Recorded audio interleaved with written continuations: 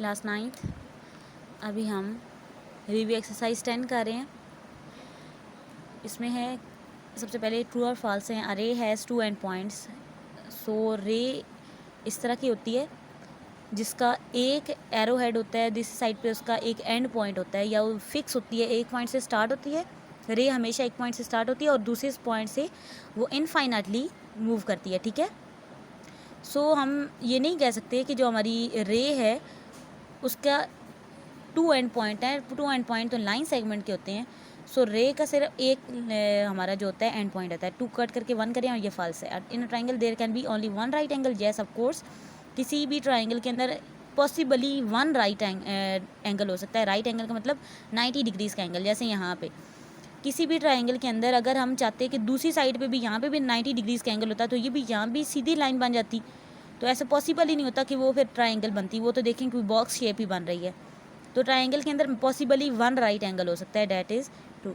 3 points are said to be collinear if they lie on the same line. Collinear का मतलब ये होता है कि lie on the same line, it is true. Two parallel line intersect at a point. अगर parallel line है और कहा जा रहा है कि वो इंटरसेक्ट भी कर रही हैं, तो ये पॉसिबल ही नहीं है।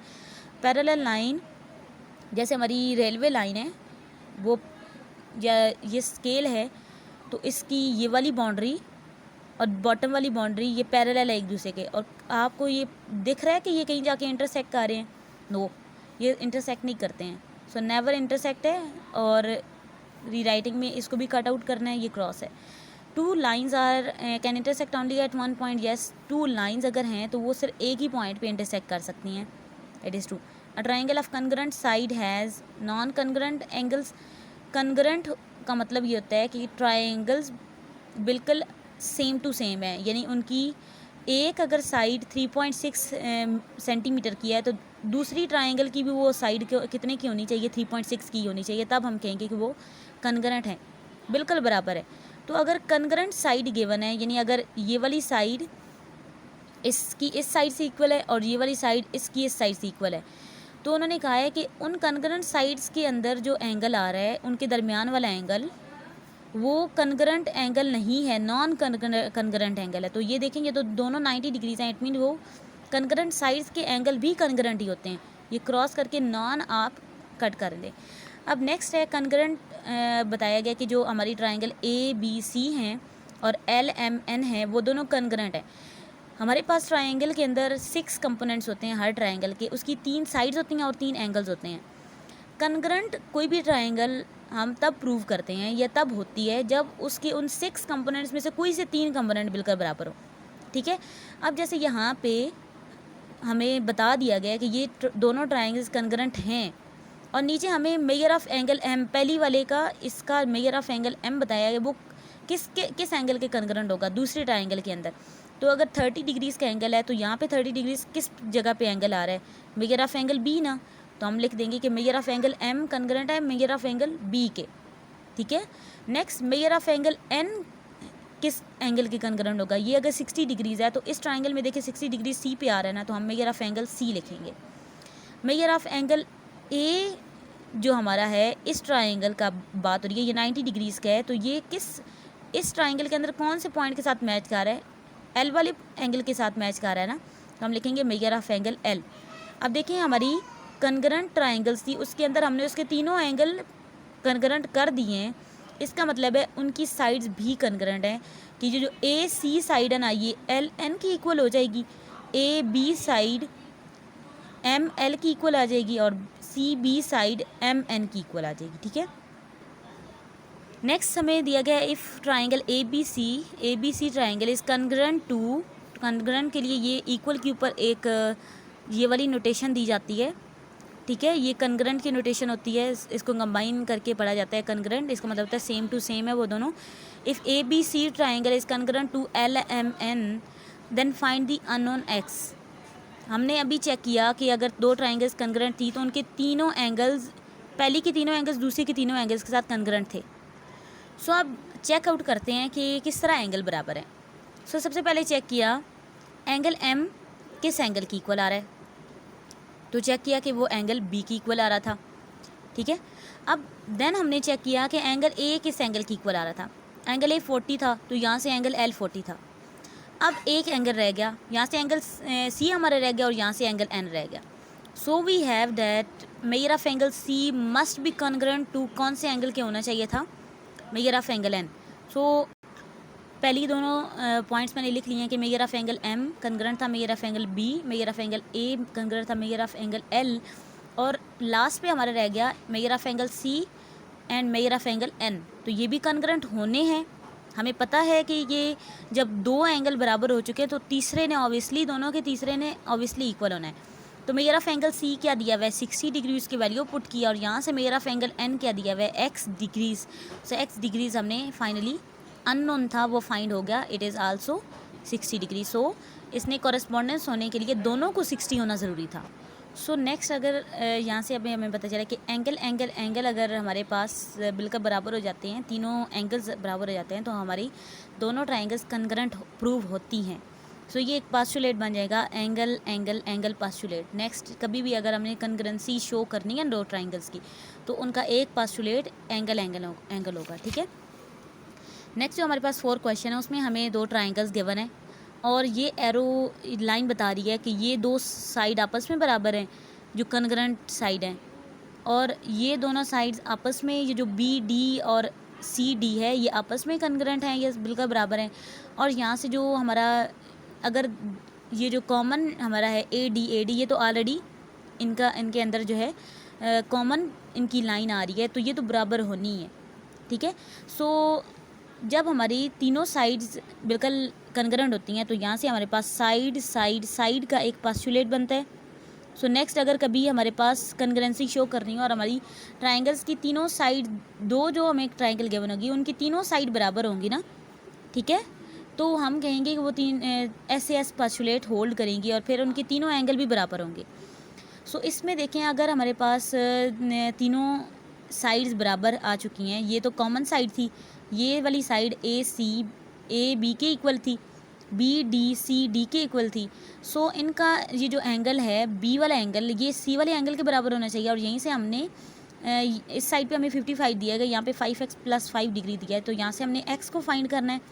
और ये जो नीचे जो हमें बेस में साइड दी हुई है बी डी और यहाँ से सी डी, एक साइड पे हमें ये वाली नोटेशन बता रही है कि ये दोनों बराबर है, और यहाँ पे हमें ये नोटेशंस ये वाली भी दी हुई हैं और कहा गया कि ये फाइंड करें, इनमें से एम फाइंड करें, एक्स फाइंड करें और एम फाइंड करें। सो एम फाइंड करने के लिए हम दोनों साइड्स को कॉन्ग्रुएंट करेंगे, ठीक है, और एंगल फाइंड करने के लिए एंगल बी और एंगल सी को कॉन्ग्रुएंट करने वाला यूज़ करना होगा। सो हमारे पास जो दो ट्राइंगल्स थी in triangle A D B and triangle A D C, ये दोनों कॉन्ग्रुएंट है क्योंकि इनके ऊपर एस पास्टुलेट प्रूव हो चुका है, ठीक है।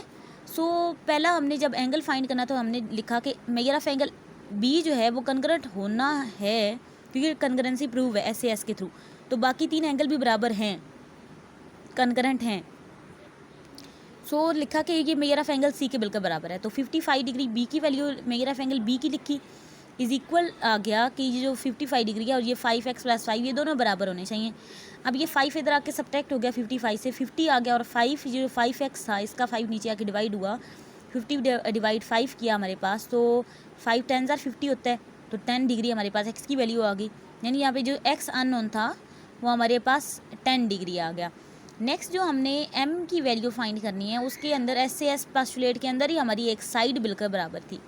कौन सी साइड? जो बी डी साइड थी वो कॉन्ग्रुएंट थी डी सी या सी डी साइड की इक्वल, या डी सी हम कह सकते हैं।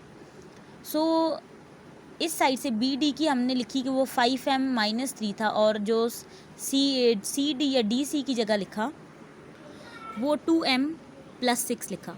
अब 2m लेफ़्ट साइड पे आ जाएगा, जैसे हम इक्वेशन सॉल्व करते रहे हैं 5m - 2m और 6 + 3 हो जाएगा, 3m = 9, m के नीचे जो कांस्टेंट है नीचे आके डिवाइड हुआ तो m की वैल्यू 3 आ गई। सो दोनों अननोन हमें फाइंड हो गए। नेक्स्ट हमें जो दिया गया question 5, in triangle PQR and ABC, PQR और ABC फाइंड द अननोन्स, और इसमें हमें वन साइड यहाँ पे गिवन है, ये सेकंड साइड, एक एंगल यहाँ पे गिवन है और एक थर्ड साइड है, ठीक है। सो यहाँ पे अब हमें क्वेश्चन में गिवन है कि ये दोनों कॉन्ग्रुएंट हैं ट्रायंगल्स। अब हमें टेंशन लेने वाली बात नहीं है, हमने खुद से कोई प्रूव नहीं करना है, हमें गिवन है कि वो ट्रायंगल्स कॉन्ग्रुएंट हैं। सो अब चेक करें कि 90 डिग्रीज़ वाला एंगल यहाँ पे है, क्यू पे है और बी पे है, ठीक है। सो जो क्यू के साथ जो बड़ी वाली साइड आ रही है हमारे पास क्यू आर, और यहाँ से इसके 90 डिग्रीज़ के साथ जो बी सी है ये आपस में कन्ग्रेंट होंगी, ठीक है। जो क्यू आर थी कन्ग्रेंट थी बी सी के, हमें पता चला। सो क्यू आर की वैल्यू है 4 सेंटीमीटर, किसके बराबर आ जाएगा, जी के। सो पहला अननोन हमें फाइंड हो गया।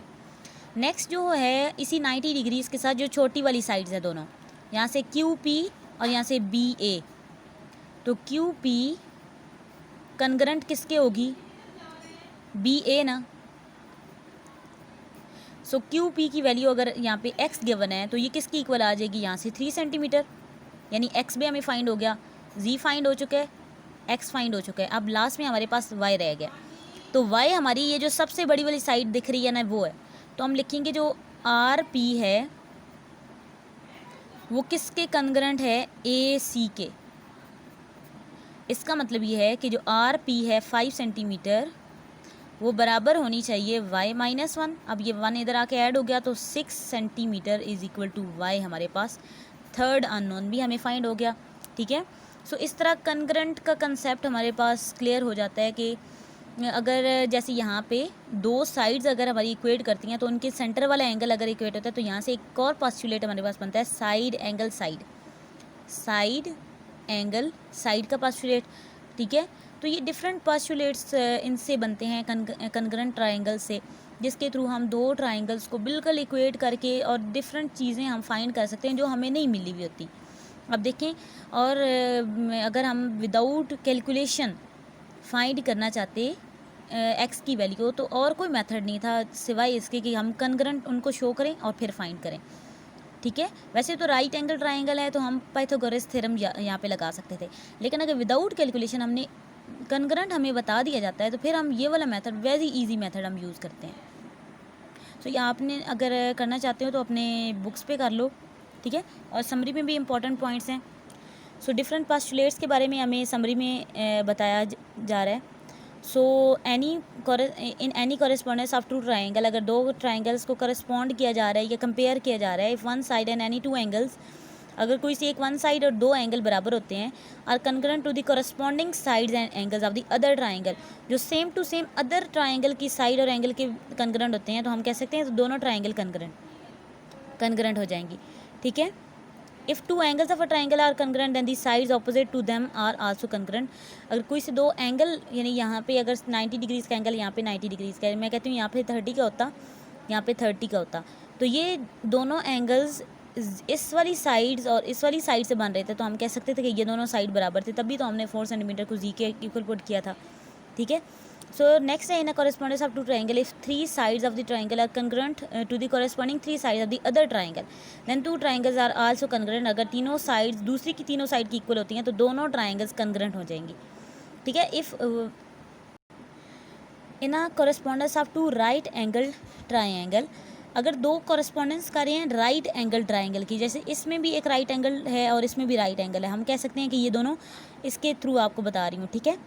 अगर दो राइट एंगल ट्राइंगल्स की कॉरेस्पॉन्डेंस को मैच कर रहे हैं तो अगर hypotenuse of one side of the hypotenuse and one side of the triangle are congruent to the hypotenuse and corresponding side of the other triangle, अगर ये हाइपोटेन्यूज तिरछी वाली लाइन होती है, ये कह लें 90 डिग्रीज़ के सामने वाली लाइन, और इसकी ये 90 डिग्रीज़ के सामने वाली लाइन, अब हम ये कह रहे हैं कि एक हाइपोटेन्यूज लिया, हाइपोटेन्यूज दोनों से लिया, और फिर अगर इसकी मैं ये वाली साइड ले रही हूँ ना छोटे वाली, तो इसकी भी छोटे वाली साइड लेनी होगी, यानी हाइपोटेन्यूज और छोटी साइड, इसकी भी हाइपोटेन्यूज और छोटी साइड, ठीक है। और अगर मैं हाइपोटेन्यूज और बड़ी साइड ले रही हूँ तो दूसरे की भी हाइपोटेन्यूज और बड़ी साइड लेनी होगी, यानी any of the side and hypotenuse and one of the side of the triangle, ठीक है। तो यहाँ से हमारे पास एक और पोस्टुलेट बनता है, तो इससे वो ट्राइंगल्स कन्ग्रेंट होती हैं, वो कहलाता है HS, हाइपोटेन्यूज साइड, ठीक है। लास्ट में हमें फाइनली बताया जा रहा है two triangles are said to be congruent if there exist a correspondence between them such that all corresponding sides and angles are congruent, दो ट्राइंगल कन्ग्रेंट तब होती हैं जब उनके दरमियान कॉरेस्पॉन्डेंस होती है, और कॉरेस्पॉन्डेंस जब भी शो करनी होती है ना, अगर एक ट्राइंगल ABC है उसकी कॉरेस्पॉन्डेंस शो करनी है, तो कॉरेस्पॉन्डेंस की ये नोटेशन होती है, वो ट्राइंगल लेट्स सपोज PQR है, ठीक है। तो इन दोनों ट्राइंगल्स की कॉरेस्पॉन्डेंस शो करते हैं और उसके अंदर हम कोई सा पोस्टुलेट यूज़ करके उनकी कंग्रेंसी को प्रूव करते हैं और फिर कहते हैं कि वो दोनों ट्राइंगल्स भी इक्वेट हो जाएंगी या कंग्रेंट हो जाएंगी, ठीक है। अगर आपको इसमें कोई भी चीज़ कंफ्यूज कर रही है तो आपने मेरे से लाजमी पूछ लेना है।